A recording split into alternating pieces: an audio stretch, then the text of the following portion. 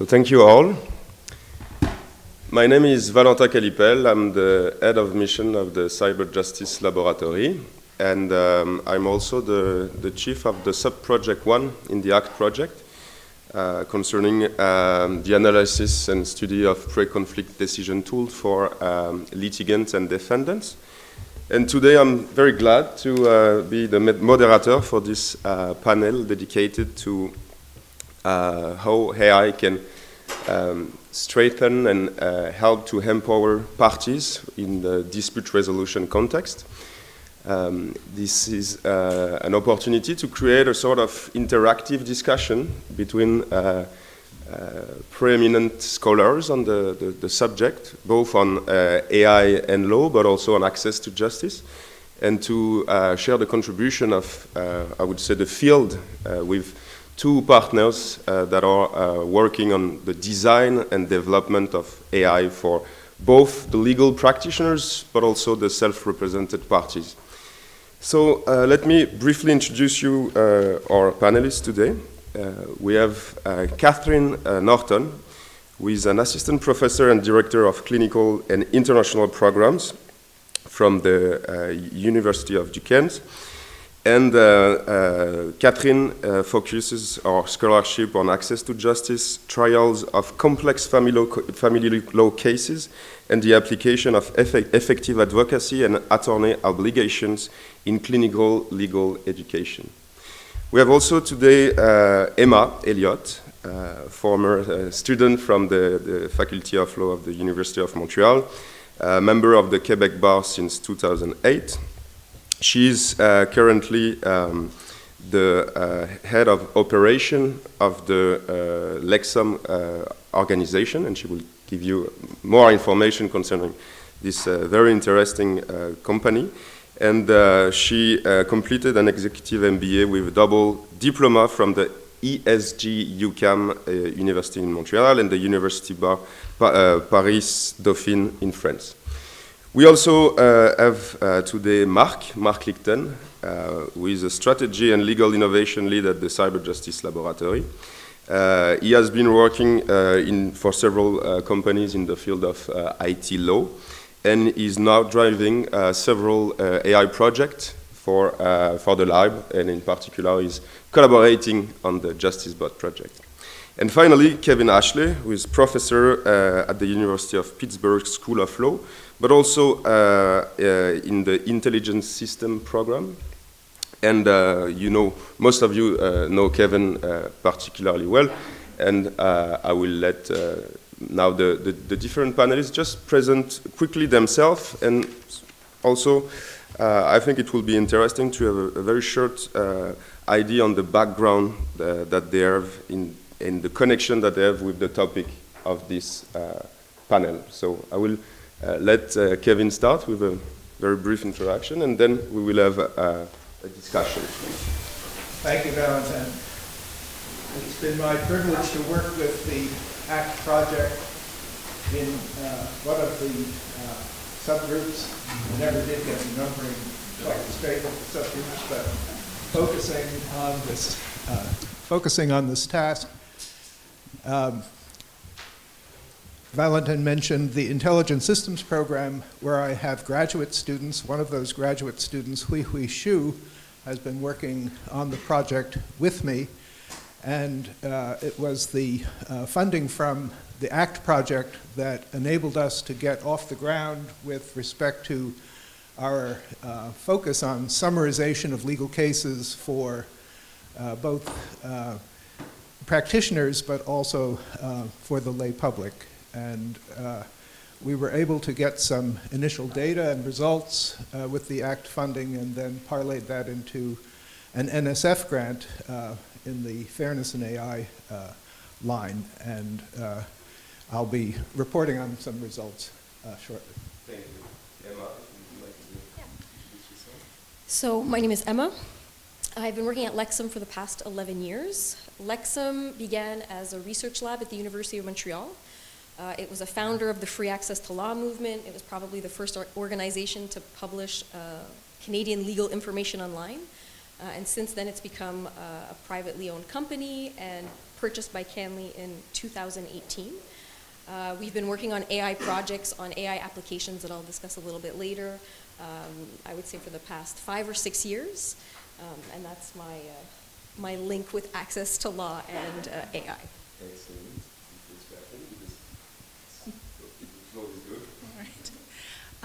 So as mentioned, I'm Katherine Norton. I'm from Duquesne University, just down the street from where Kevin teaches. Part of my connection, in addition to being the director of clinical education, where I'm supervising students in all of our clinical programs as they practice law for low-income individuals, I also supervise our family law clinic. And from there, I really started to gain interest in how AI can assist those accessing the court system. I see firsthand on a daily basis, as do my students, that what the difficulties that occur when somebody who's trying to access the court can't because they don't have the resources, the means. They get frustrated by the difficulties of the procedures and understanding just the basics of how to get into the courthouse doors, and then they give up. And these are issues dealing with their children, financial issues, as well as others. So through that, I have begun my research in access to justice and the intersection with AI, and currently I'm working with one of Kevin's students, as we were able to get an American Bar Endowment grant to start trying to siphon people using AI into some of our existing pro bono programs. So we're trying to help individuals get into a pro bono program we have locally dealing with custody appeals. Thank you very much. So my name is Mark Likhten. We've had a chance to talk with many of you already in the past few days. So I'm a lawyer at the Cyberjustice Lab right now, but I started in a boutique law firm doing civil and tax litigation, you know, in a kind of a classical boutique law firm with a few older partners, and thus very far from technology in terms of practice. But which gave me a very good sense of the practicality of a courtroom. I then went to the other side of the spectrum, providing legal advice to a very high-end technology company, but not very concerned with, you know, the traditional judicial considerations. And so from these both experiences, I landed at the Cyberjustice Lab, and so we're now working on these different projects and software and technologies for access to justice, including AI. And I'll try to, you know, provide a practical point of view in this panel today, as I have the chance of working with computer scientists, IT professionals on a daily basis, and we've heard some criticism around, you know, this part of providing access to justice through AI. So yeah, I'll try to provide this practical point of view.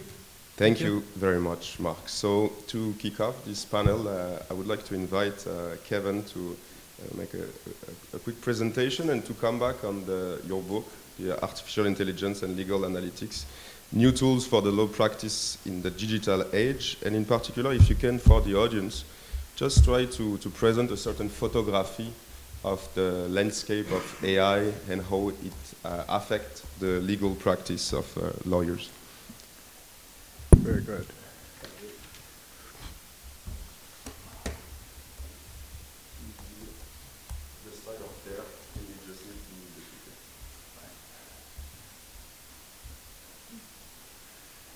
So thank you, Valentin, and I've prepared 3 slides to answer this question. The key AI technology for legal practice today, I would say, is legal text analytics. Also called text mining, it's a subset of AI and law. It employs natural language processing and machine learning automatically to extract some meaning from archives of legal documents, such as case decisions or contracts or statutes. And legal argument mining is a subset of text mining that focuses on extracting argument-related information from the legal text data, usually the cases.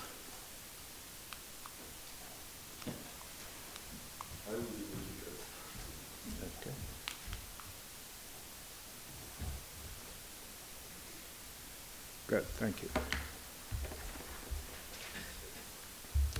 Legal text analytics employs three basic techniques: machine learning from legal text collections, legal network diagrams, and legal question answering systems. As we heard earlier from Joelle, machine learning computer programs learn models from data using statistical means to identify patterns. And with these models, they can classify a document or predict an outcome given textual information about a new case. Legal network diagrams include graphs of the relations between objects such as cited legal cases or statutes. And legal question answering systems search large text collections to locate excerpts that match and answer a user's question. And some popular tools combine and employ these techniques for today's legal practice. Next slide, Valentin. So here are three examples. They all involve information retrieval in connection with resolving legal disputes. And the first one is Lex Machina, represented at the left. As Carl mentioned yesterday, given input of certain information about a case, it predicts the case's outcome. It does not take account of the substantive merits of the case. Instead, it gleans the names of the parties, the law firms, the judges, the jurisdictions, and the case outcomes from a body of legal cases using machine learning, among other techniques. On the top right is Ravel. One enters a case law search and then views a graphical depiction of the 75 results from the search organized into a network of legal citations. Each circle represents one case. Each line connecting cases indicates a citing relationship. From the size of a circle, one can see how many times a case was cited by other cases in the top search results. The horizontal timeline tells when a case was decided. The jurisdiction where it was decided is shown in the vertical axis, and how relevant the decision is to the search is represented by how high the circle appears within a jurisdiction section. And presumably machine learning plays a role in determining that relevance by comparing the text in the neighborhood of the citation with the search. And below that is a legal question answering system from Westlaw Edge, Canada, called Common Queries. It handles questions about such things as definitions, elements of a claim, standards of review, burdens of proof, statutes of limitations. One enters a question into the global search bar and selects the most relevant query provided by the predictive type ahead function. The program uses machine learning, I believe, to retrieve sentences from cases, those sentences which appear to answer the selected question. So we've got examples here of all three of the techniques of legal text analytics, and notice how they mix and match them in productive ways. Thank you, Kevin. So, based on this first introduction, I would like now to invite Emma to join us for presenting the different activities, and in particular how AI is currently leveraged by Lexum to provide power, to empower potentially the lawyers in their legal practice, and then we will continue the discussion. So again, I will be the clicker for you. Oh yeah? Okay, perfect. Thank you. So if you want to head to the first slide.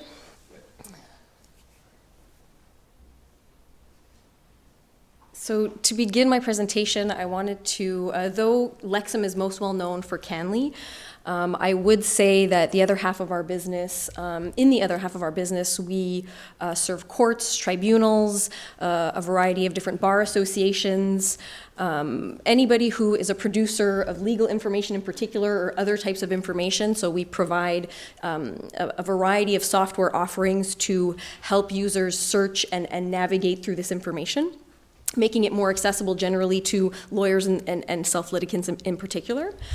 I included here an example, a very good example of our expertise. So in 2019, the New Mexico Compilation Commission released its NM1 source website, which leverages 3 of our main products, Decisia, Query, and Lexbox. So what was really remarkable about this initiative is that New Mexico is, I'm going to say the only state, though it may have changed, and someone please correct me if I'm wrong, they were one of the only states that make their annotated legislation available for free online. And also in New Mexico, they're very, very mindful of access, in particular for rural litigants and lawyers. There are a lot of rural areas in New Mexico that have difficulty accessing information due to internet connections and so on and so forth. So having this type of a system accessible on mobile as well was very important to them. So you can move ahead.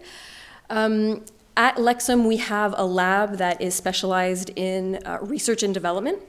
So just to illustrate, we work with a variety of different partners, and we work on a variety of different AI approaches and techniques to create AI applications that are live currently on the CANLI website in particular.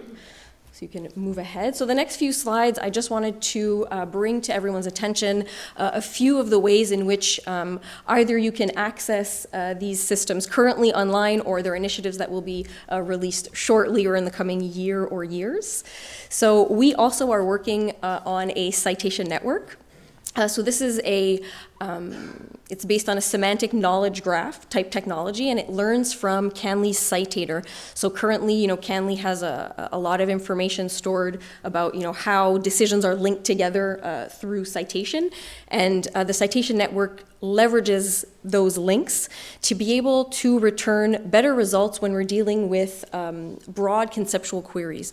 So with traditional Boolean search, for example, here, I'm sorry if my screenshot is a little small.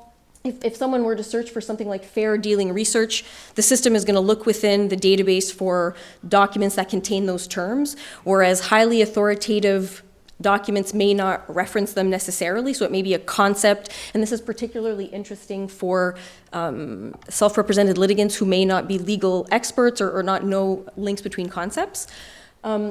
The system will also provide better results for navigational queries. So someone is looking for a specific document, for example, PIPEDA, for example, which is the the federal privacy law for the private sector. So whereas that acronym may not be contained within the document, someone who's looking or searching for that term is specifically looking for a document, and we want to aid them in finding that as quickly and easily as possible. And it will also allow us to display in our search results to link to specific sections. So instead, again, in the example of simply pointing the users to the Copyright Act, we can really bring them and drill them down to the specific section that is going to be of importance for them. If you would like to move on. So the citation network, I'll also just mention, it is not live yet, but will be released in the coming months. For case law classification, this is something that you can already see that's already in production on CANLI. Currently, it's available for Ontario and Saskatchewan, but we do hope to roll it out across CANLI in the coming year. The reason why we started with Ontario and Saskatchewan is because for availability of data, access to specific data. So the Law Society of Ontario and Saskatchewan provided grants to CANLI and also gave them access to the Ontario reports. And for this project, how should I say, it was a deep learning project where we are learning from existing taxonomy, an existing set of topics, to then be able to use untagged decisions, unstructured decisions to assign classification, with the objective, of course, to be to assist people in searching on the website to drill down and narrow down their search results.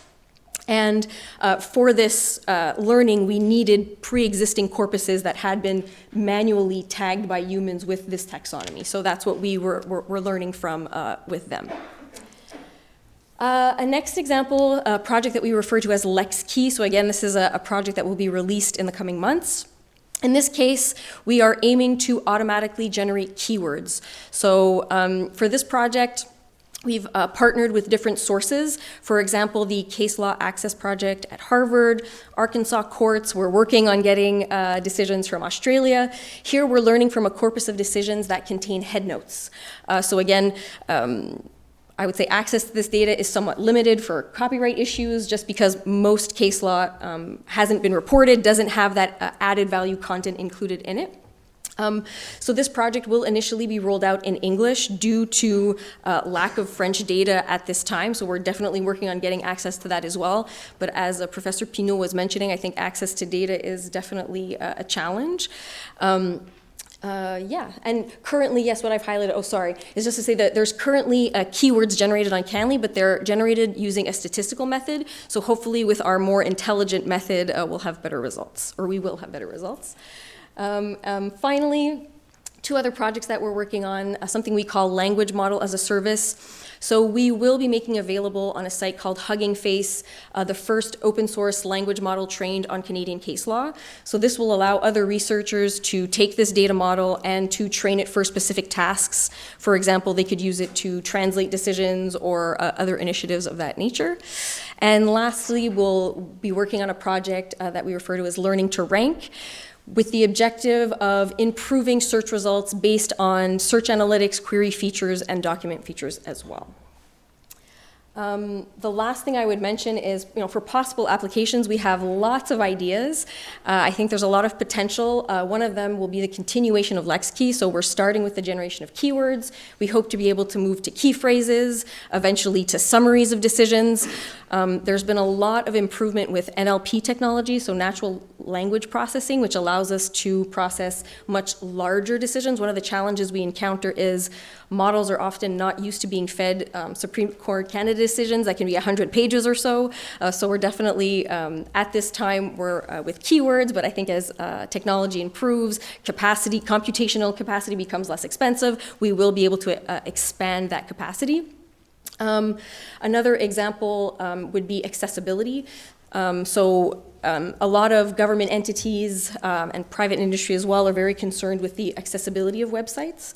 And we would love to be able to develop a system that is able to identify the structure of documents, based on having learned from a pre-structured corpus of documents. But again, these are all possible applications and will have to be fleshed out in the future. So. Mainly lawyers that are using Canly on an everyday basis, or do you know if self-represented litigants are? I would have to ask the Canly, sorry about that. I would have to speak with Canly specifically for that. I don't know that we can distinguish between usages, who is a lawyer or who is a self-represented litigant. Based on feedback that we receive, so Canly has a feedback channel where we answer questions. There is a lot of self-represented litigants. There are a lot of users. Canly is the favored website, I believe, among Canadian lawyers. It's free, so it's a great starting point, at the very least, to start research. But I couldn't tell you the distinction between the two. I'm sorry. Okay, thank you. And I think it's a good transition to discuss now with Katherine concerning so this very question of how we can introduce a connection with the lay people in terms of accessing to law and legal information. And just to have a better sense of the difficulties and the challenge associated with this project, can you come back on the concept or the thing that you have identified in one of your last article, which is the pro se crisis in the US, and just give us a better understanding of what are the ongoing needs in the US for the self-litigant parties, and what are the barriers, both legal and non-legal, to access law and justice, please? Sure. And I'm focusing, when I speak of the pro se crisis, I'm focusing primarily in the United States, although there are statistics internationally as well that this is not unique to the US. One of the, a fairly recent study in the terms of studies and gathering data was from the National Center of State Courts, where they used 10 different counties, 152 different courts, and I'm using this one because Allegheny County, where my students practice, is one of those courts. They did an overview of about 1 million civil cases. And of those 1 million civil cases, 75% of those cases had at least one unrepresented party. The difficulty with having an unrepresented party just isn't that they're unrepresented, it's also the economic background of which they're coming from. So we have Legal Services Corporation, which is the major funder in the US for legal aid operations, providing free legal services to low-income individuals. And they recently just did their updated Justice Gap. In that Justice Gap report from 2022, there are 50 million American households that have incomes below 125% of the poverty guidelines. So in the US, that's about, a family of four would make $34,000 or less in order to qualify for the services for legal aid that are funded by these programs. And one of the statistics, the main statistic seems always to be 75%. 75% of those households had at least one civil legal issue that directly impact in a negative way their lives. So these are issues relating to families, child custody, income maintenance, debt collection, food insecurities, housing, all of those kinds of issues. And of the individuals who sought help, 92% report that they did not receive enough assistance or any assistance at all. So there's a lot of unassisted, low-income individuals in the system. And that creates a lot of problems because the unrepresented low-income individual, considering the legal issues they face, while they're not particularly legally complicated, you know, speaking from my world, child custody, it's based on the best interest of the child. There's factors you look at. Can you address them and create a custody schedule that works for the family? But because they're not receiving assistance, they don't really understand how to get into the system or even access the system, they have procedural problems. They don't file a complaint correctly and then the court dismisses it. They don't know that they have timetables on certain things and they miss the filing deadlines and their case is dismissed. Legally speaking, the substance is not significant, but like the programs that Kevin has mentioned and Emma have mentioned, getting the information to the individuals who need it is a key issue because the non-legal hurdles seem to be almost worse than the legal hurdles they face. A number of individuals don't have the bandwidth to address their legal concerns. They have to deal with whether or not they can put food on the table. And the access to the information they need through traditional legal aid methods isn't enough to get them there. Kind of along those lines, the financial concerns. Do they have the money to get to the courthouse? Do they have child care? And one of the biggest hurdles that they face is recognizing their issue as legal, facing the embarrassment, and being empowered to address it. So kind of right in line with what we're talking about here now. Yes. So, and I know that you have tried and pilot some project in this area, and maybe based on the presentation, the first introduction of Kevin and Emma, would you identify some potentialities in terms of AI to address one of those difficulties in terms of accessing law and accessing justice for the self-represented litigants? And do you have an idea of a potential project or ongoing project that you want to talk about today? Sure. So I think taking a look at the current existing methods to assist low-income individuals with their civil legal needs is kind of the starting point. You know, for example, we have legal aid offices giving an attorney to a low-income individual. We know that's not enough just by the statistics.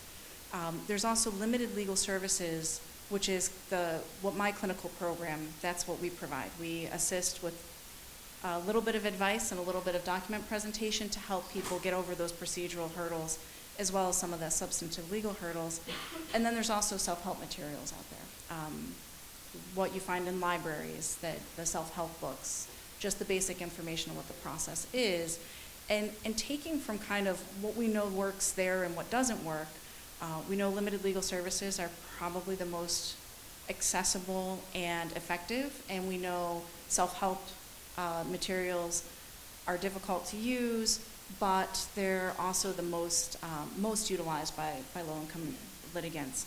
So taking all of that, in our particular, as I mentioned, we received a grant to work on a program because what we're finding is even when you have lawyers available to take the work, the litigants aren't able to get into the pro bono program because they can't describe their issue. So kind of highlighting the program, Valentin, that you mentioned that we're working on is we have an appellate program in Allegheny County where the county will provide you with a volunteer attorney who will take on your appeal in a child custody action to the intermediate court level. And everyone can take a custody appeal if they feel that the judge did not determine where their child should be placed. It's kind of a court of right. And through this process, none of the pro se litigants are getting to the program because when they're filling out the application, they're explaining, the judge didn't let me do this, or I filed this, but they said it wasn't good enough. It's not legally sound enough to get the applicant accepted into the program. So our program, what we're trying to do is create a method using AI to help a litigant, very similar to the question-answer aspect that Kevin mentioned in his introduction, where we're asking the litigants a series of questions, helping them describe what went wrong in their case to kind of get that initial documentation that they need in that application into the program. One of the problems with custody appeals, particularly in Pennsylvania, is they're fast-tracked. Because they're dealing with children, I'll correct that. It's fast-tracked for the litigant. Yeah. It is not fast-tracked for the court. So you have to file everything within a very brief timetable, and so often the combination of not having the correct information to the volunteer attorney combined with not having the necessary initiation documents prepared, they're getting rejected from the program. So we're trying to use some AI to fix that problem. Okay. And what is the stage of development of this pilot? So we've done all of the necessary introductory research. So on my end of it, similar to when you develop self-help materials in the traditional sense, they have to be able to be deployed in a manner that are easily accessible to low-income litigants, your target audience, as well as avoiding legal ease. Simple things with trying to tell a litigant that it's an appeal. There's a lack of understanding of what that even means. So we've completed that research, and the programming has started. There's a couple steps to get into the program. One is economic eligibility, so they have to meet certain income guidelines. So we've completed that program and are ready to do a soft launch of that. And then the actual drafting of the necessary documents, the notice of appeal, the concise statement of errors, and the questionnaire, we're almost there to do a soft launch. Okay. And so I understood that you are already working with is it a PhD student of Kevin, or? Yes, it is. The student is Morgan Gray. He is a graduate of Duquesne Law School. He clerked for a judge for a couple of years.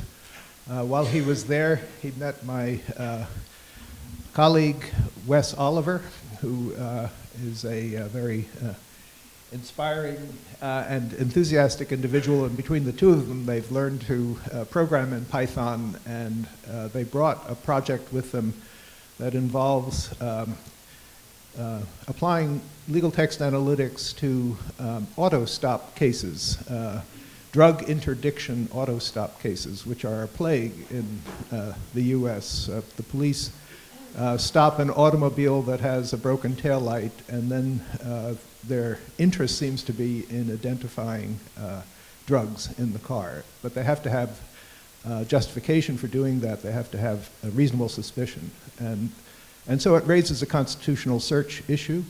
And we've been looking at the cases, identifying the factors that courts take into account, and he's been working on developing machine learning techniques to identify those factors automatically.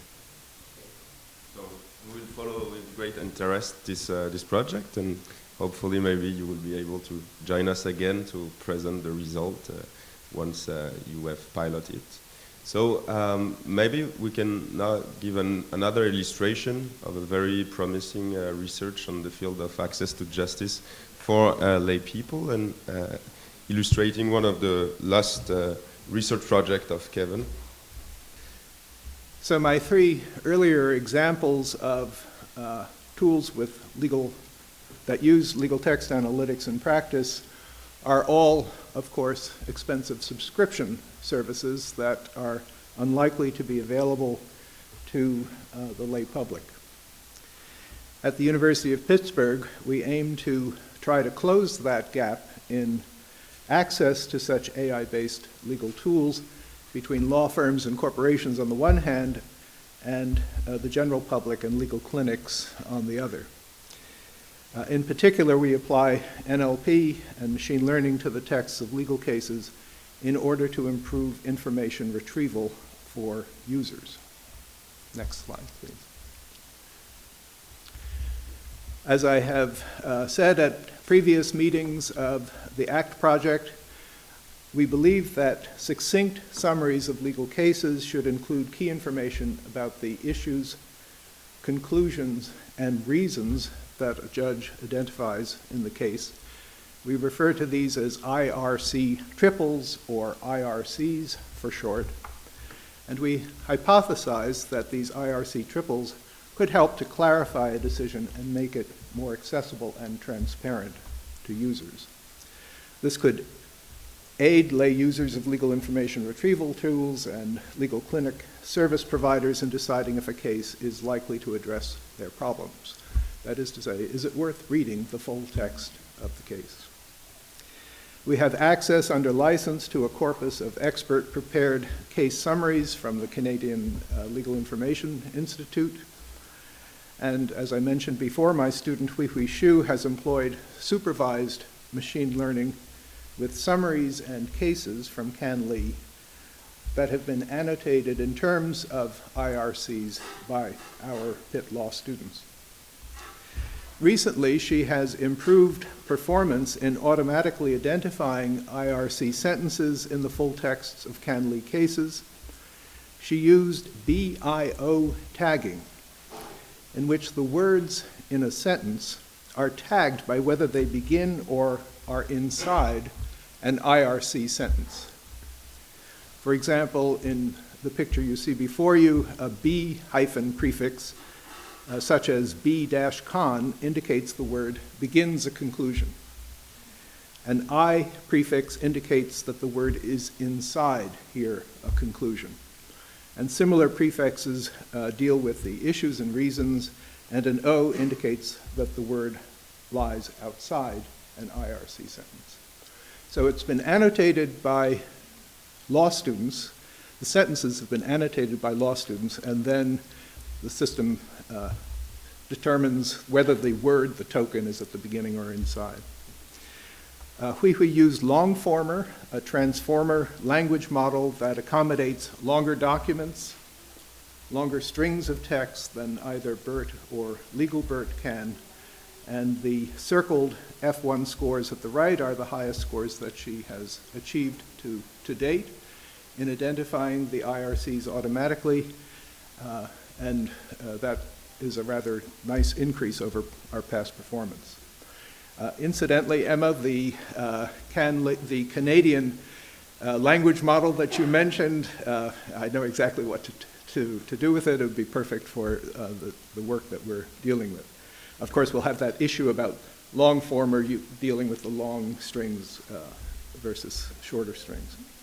So the question is, are these good enough to generate succinct summaries?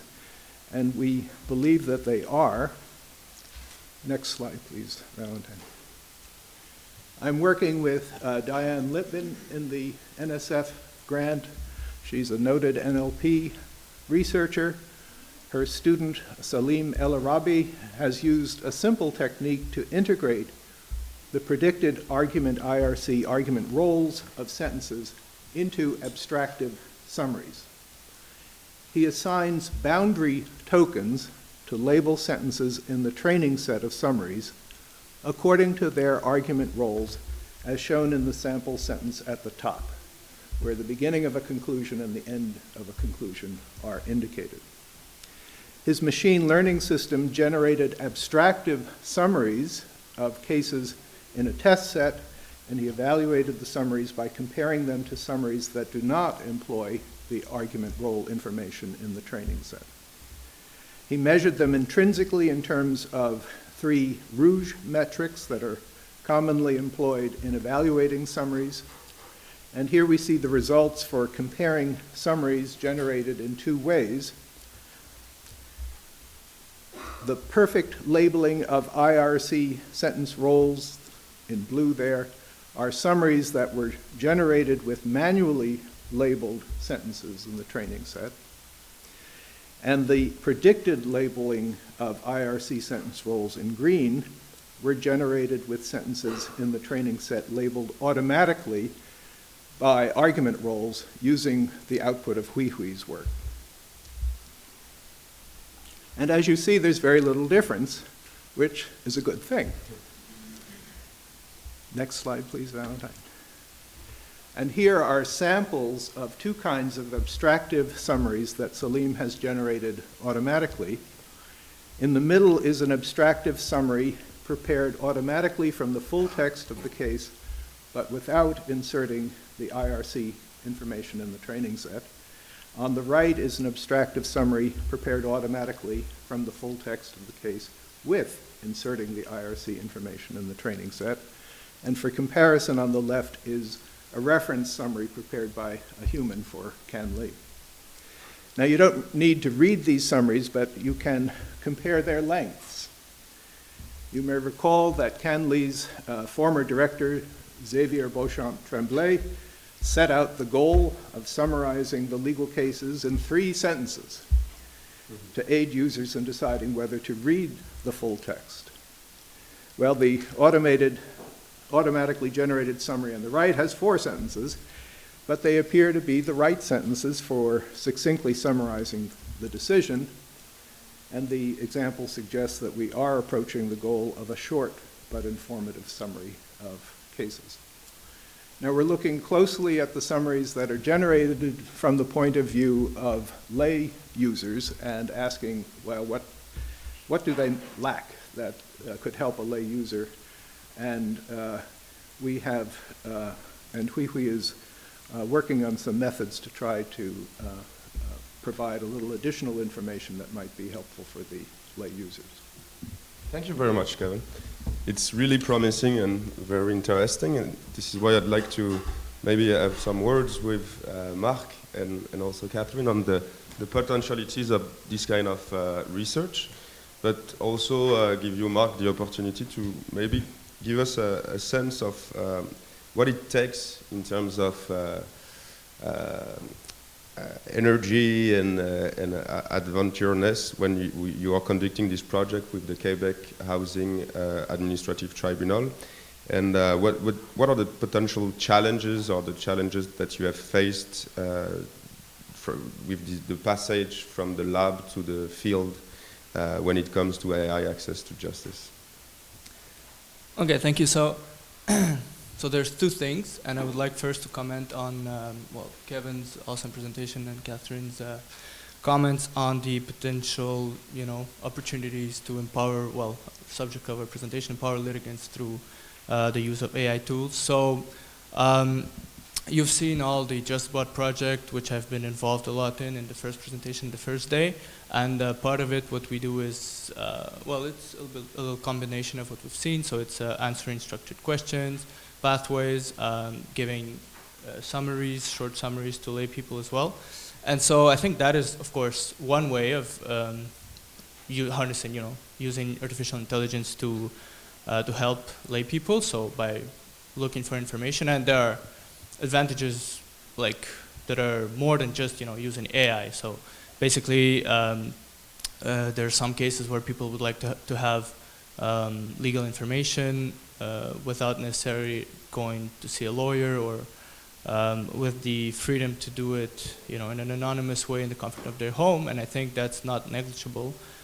Specifically, if you think of cases like sexual harassment or domestic violence, those types of tools can be very, very beneficial. But then there's also ways to be creative, and I'm thinking of a startup that we've come across in our works at the Cyberjustice Lab that's called I Agree AI.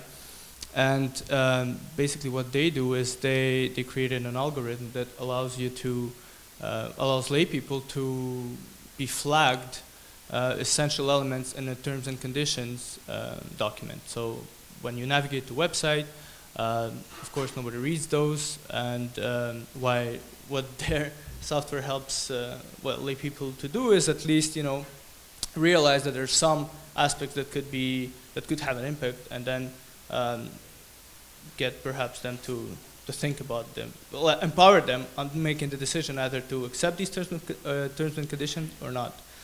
And if we take even a broader take at this, and we get out a little bit of the justice system, but AI tools that just like outside of the legal systems can be very beneficial to empower lay people in their access to justice journey. And I'm thinking of translation services. I'm pretty sure that these translation services powered by AI have helped many people, especially, I don't know, people who don't speak the language of their living, their place where they live. So there's many ways, again, like I said, to be creative and to use this AI to empower litigants. And then to the second aspect of your question, in terms of challenges, and I said in the beginning I'll try to give a practical point of view on this, and I just like to remind, I think it's Professor Piana yesterday who said that finding problems for solutions is different than finding solutions for problems. And I'm not saying that, of course, doing this high-end, groundbreaking, tip-of-the-spear research that we've been discussing the past few days around AI and its possibilities is very important. Just in terms even of understanding what it can do and the realms of its possibilities and how we can push that even forward. But then it's also important to get back to earth sometimes, and when we work on the different projects, it's sometimes important to start slowly or at least moderately, and but on a solid basis and build from there. And so and then that's where you start to encounter challenges. One of those have been discussed. So it's access to data. In Quebec and Canada, it's not that easy to have access to this corpus of legal data. We were lucky with the administrative tribunal for landlord and tenants that because they accepted, they agreed to give us over 1 million decisions with which we were able to work. But when trying to tackle a new legal area, that's where you have to look for partners, and that's when you encounter this challenge of accessing the data with which you can work. But another, I think, very important challenge that we've encountered in our work is it's to moderate, I would say, balance the priorities and expectations of the different partners. And so just to give an example, so we've built this one very useful tool, that has been used by the public with very good feedback, good statistics, very helpful. You would recommend to a friend, of course. And then at some presentation, and beside, towards the end of the project, we present it to the partner who is actually providing it to its user, to this organization, public organization, and they say, "Oh, we wanted more advanced AI technologies, so maybe we should put a stop to this project." So you are sure that the priorities are the ones that maybe were at the beginning. So empower lay people, give them information, make them happy, and you present all this positive feedback and statistics, and the organization has been, by talking about the different possibilities of AI, has been, their priority maybe has shifted a little bit towards having the most top-notch technology in their arsenal. And another example, maybe, from this practical point of view is, and managing expectations and priorities, is when we've built Parlay, which is an ODR system here at the lab, and it has you know, a very good proven track record, successful track record, good resolution rates, very useful features, satisfaction rates and everything. So we're building this big project, configuring Parlay for another public organization, and we do different workshops, of course, to adapt it to the processes of this partner. And as we go on, we have a meeting with one of the stakeholders, and and it's the prosecutors of this ex-tribunal. And so, again, we're in the middle of the project. The ODR platform, you know, it gives legal information. It allows you to electronically file your cases. You can exchange messages. There's negotiation. You can upload, download documents. You can generate documents. You can render a decision. So there's lots of features, very complex system. And then the prosecutors say that, okay, but can the police directly upload their evidence to the platform? Which they're actually not doing even in a paper-based process. So we say, no, that wasn't, you know, in the plans. So why do we even need the system then?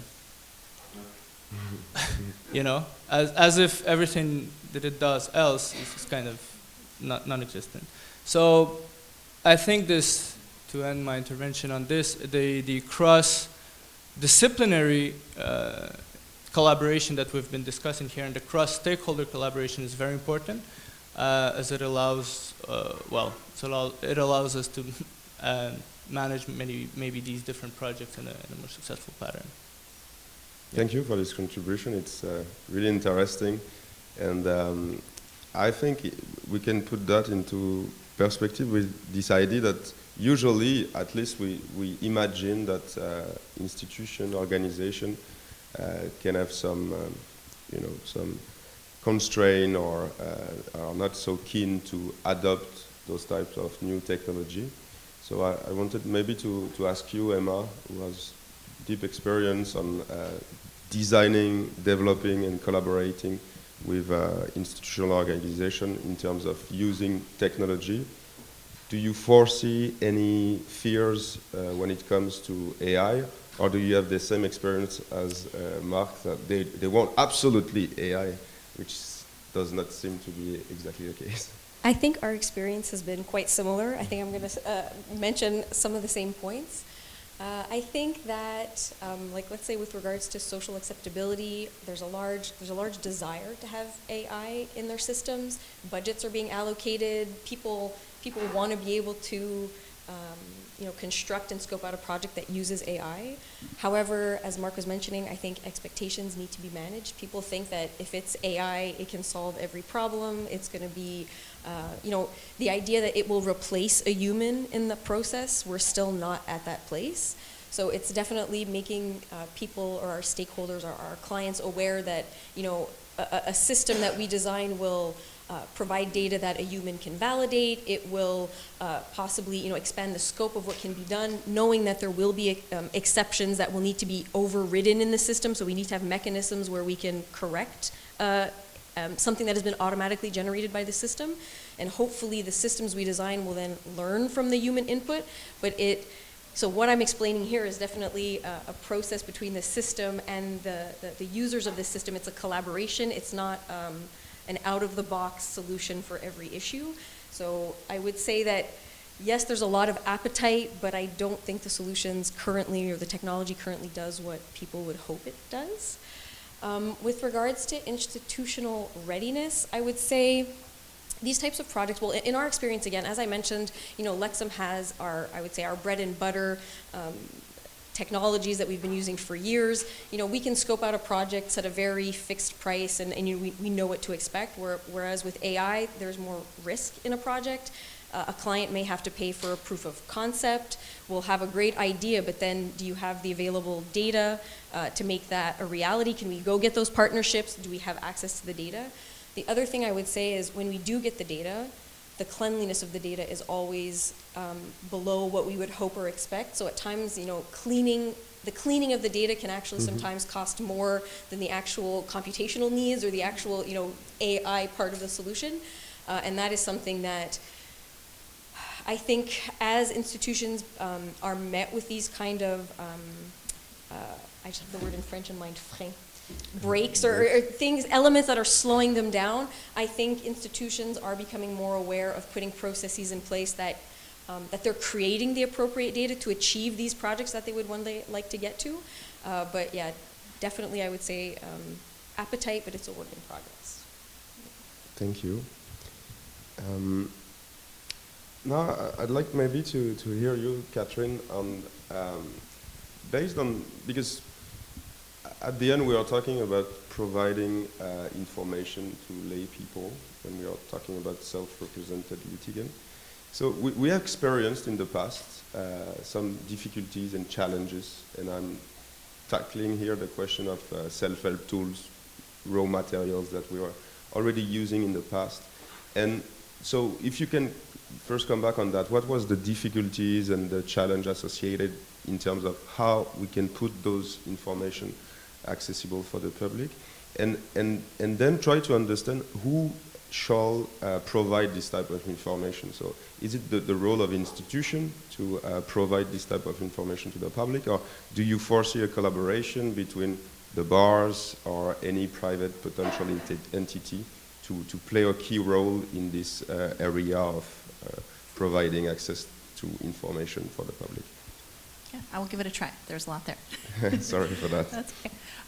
So I guess back to self-help tools, and in the traditional sense, the difficulties, the deployment of them, the language issues, speaking more so the legal language, the translation of your legal language to a layperson's language, and getting those materials into the hands of the individuals who need it. Kind of speaking to what Mark said, there's an appetite from the self-represented litigant to have this information. In our clinic, we frequently get asked to do Know Your Rights presentations, which is just a fancier version of self-help materials with the students presenting it. But a lot of the barriers are deploying that particular information and getting it in their hands, and then translating it into how that intersects with AI and empowering the litigant is, I think, really what kind of the best example that comes to mind is what happened during the pandemic. In our local county, there was an appetite, we're going to use computers to save the world. And that version, the courts decided that that simply meant we're going to put online a PDF that is not fillable. We're going to download it. We're going to require them to print it at home, fill it out by hand, scan it back. And I saw this online, and my students were just stunned. Like, do they not know that our clients have a cell phone and it's pay as use? I was like, yeah, they think they have a full office at home. And so I think that's one of the biggest hurdles at this point is the desire is there, but our system's not caught up. The institution of the courts and lawyers, as Mark said, your first law firm, they weren't ready for it. Yeah. So, yeah, and I still get asked, well, can you fax that to the court? No, I can't. You have an email address, make it available. And I think that's what the problem is. When the courts did this locally for us, they opened an email address people could write. They've closed it. It was too much. Yeah. They weren't prepared for the outcry from the litigants to get these services that they need. For such interaction. Yes. Interactivity. Oh, no, they did not want to hear. It was funny, this morning when we were talking about identifying and highlighting negative speech, the judges would have really liked that, because I don't think they were prepared for the true thoughts of the people that they're serving. This is access to the judge in the case. I'm reviewing a lot of those emails now and trying to fix those cases because the judges don't want to hear from them. But so we're just not caught up yet. I mean, even if you look at the courts, they want it, but they can't deploy it. Or Ethically speaking, from our rules of professional conduct, we have a lot of guidance. Tech's out there. You need to know it exists. You need to know what it means, but that's it. Then they send an opinion that says, don't use Google. It will track everything you say and breach confidentiality. So I think we need to catch up as an institution, and then it needs to be a partnership. Ultimately, the self-represented litigants need access to the information to be empowered. I mean, that's the key to successful representation when they're representing themselves. And we're not, when you think about it, I know when I talk to my private practice friends who are like, but who's gonna pay my $400 an hour bill? And I was like, well, don't worry, there'll still be people who pay it, because 75% of people are unrepresented. So I think the combination and the partnership is really where the most effectiveness will occur. Thank you. And before opening the floor to the audience, I would like to ask you, each of you, a last question, and based on a recent quote from Yann LeCun, one of the AI guru from Meta. He's just recently said that most of today's AI approaches will never lead to true intelligence. And this is basically the fight of his life, to create and emulate intelligence. So he's basically illustrating his opinion, saying that we are not using the good ladder to reach the moon, and he's hoping that at some point we will be able to build rockets to go directly to the moon. So my question for you will be, and this is something that I understand from your comment, like we need to have a pragmatic approach for access to justice and to empower lay people. It's not a question of AI is purely an instrument of that. So my question for you will be, what is the ladder that we need to build to reach the moon of access to justice? And I would like to maybe start with Kevin. Just one more. And there is a moon. Thank you, Valentine. In answering your first question about the key technological characteristics of AI and law technologies today in legal practice, you'll note that I did not mention computational models of legal argument. Prior to the advent of legal text analytics, knowledge-based legal argument models were the bread and butter of AI and law research.